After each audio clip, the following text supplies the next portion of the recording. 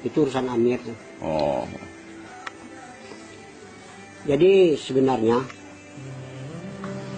nama kakek Mustamar, nama cucu siapa? Oni saya. Oni. Oh.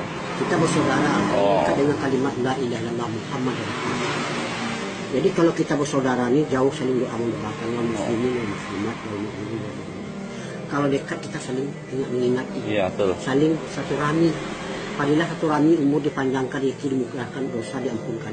Asbab satu rami tadi kita nggak kenal, kita kayak dikenal.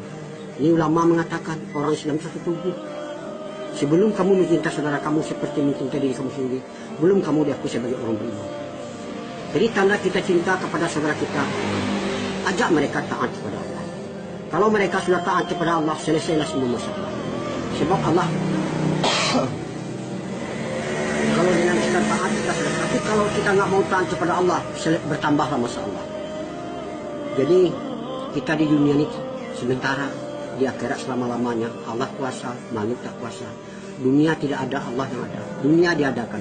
Sebentar lagi dunia ini akan dihancurkan sehancur-hancurnya.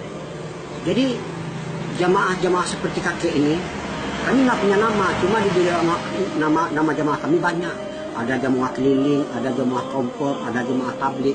Semuanya itu nggak salah. Yang Islam ini nggak boleh di kelompok-kelompok. Jadi kami mengajak manusia taat kepada Allah, bukan mengajak ke organisasi, bukan mengajak kepada golongan, bukan mengajak kepada satu kelompok.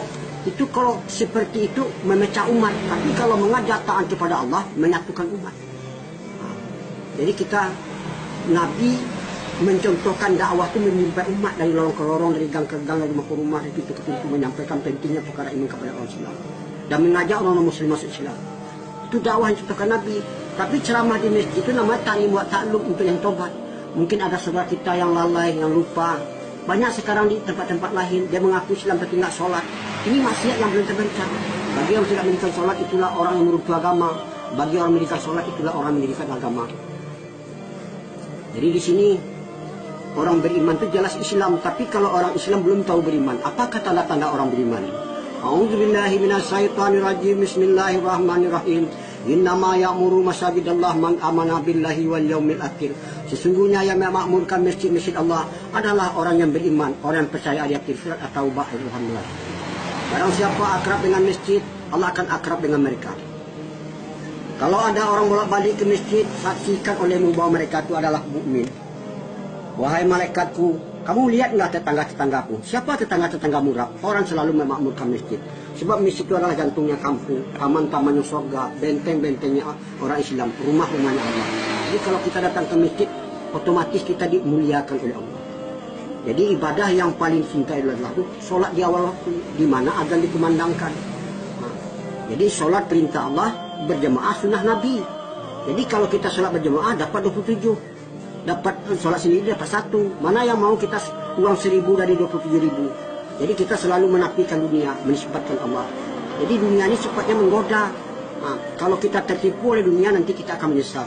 Kadang-kadang ada orang Islam sekarang tergila-gila oleh dunia, ibadah ditinggal. Padahal dalam perintah ada kejayaan, ada kebahagiaan, ada kesusahan. Jadi kami dalam rangka menjalankan yang di dalam Al-Quran berbunyi, kalian adalah sebaik-baik umat dilahirkan untuk sekali manusia untuk beramal ma'ruf munkar dan berimanlah kamu kepada Allah. Al-Imran 10.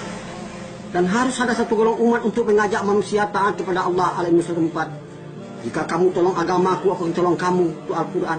Maukah kamu kutunjuk usaha tidak ada rugi-ruginya untuk melepaskan kamu dari azab yang sangat pedih, berjihad dan berjuang dalam Allah, jalan Allah dengan harta dan dirinya. Itu Al-Quran. Di sini karena kita bersaudara, orang Islam itu satu tubuh. Jangan kamu menghina sesuatu kaum, belum tahu mereka itu ina, entah lebih ina engkau di sisiku, kata Allah. Itu Al-Quran. Jadi kakek sampai ke sini ini bukan kehendak kakek. Kakek ini orang Sumatera Barat dari Padang. Jadi kakek tinggal di Padang, istri kakek tinggal di Jakarta. Jadi kakek gabung sama jamaah Jakarta, ada 4 pasang. Rupanya kakek dikirim ke Jawa Timur, yaitu ke Jember, ke Banyuwangi. Kalau nggak sebab ini, saya mungkin nggak sampai, nggak ketemu sama Ani ya. Tony ya. Jadi mudah-mudahan itulah pesan kakek. Kalau kita taat kepada Allah, dunianya akan menjadi budak kita. Taat kepada orang tua aja kita nggak ketemu sama kita, orang tuanya nangis di mana? Apalagi kita taat kepada Allah. Yang punya alam semesta ini Allah. Kakek datang ke sini bukan meminta-minta. Uang yang ditinggal dengan dibawa sudah ada. Kakek ke sini. Itu latihan. Kami ke sini bukan mengajari umat, kami ke sini pergi latihan cara Nabi korban dengan harta dan diri. Jadi kalau kita korban untuk agama, timbul rasa cinta, kasih dan sayang kepada agama. Timbul rasa pikir dan risau. Sekarang orang istrinya nggak tutup aurat jadi masalah sama dia. Adiknya nggak sholat jadi pada mereka di satu rambut satu dosa. Meninggalkan satu sholat berapa lamanya nanti akan disiksa. Jadi itulah yang saya bisa sampaikan. Mudah-mudahan sekarang orang menyampaikan agama dicegah orang, tapi orang membuat kemungkaran orang tidak mau mencegah. Yang betul sekarang disalahkan, salah ditekan. Seperti orang sekarang tutup aurat secara sempurna pakai punca, pakai cadar. Heboh orang satu kampung. Tapi kalau orang nggak tutup aurat, orang diam aja. Pada satu rambut satu dosa. Nah, jadi itulah kidanya. Saya membawa istri saya dakwah supaya nanti dia bisa dakwah kepada anaknya, bisa dakwah kepada mantunya, bisa dakwah kepada tetangganya. Jadi kalau laki-laki ini dakwahnya terbatas, nggak boleh selain dari mukrimnya. Tapi kalau istrinya tidak boleh ikut, dia boleh dakwah kepada siapa saja yang menikah, yang masuk ke rumahnya. Itulah yang bisa saya sampaikan.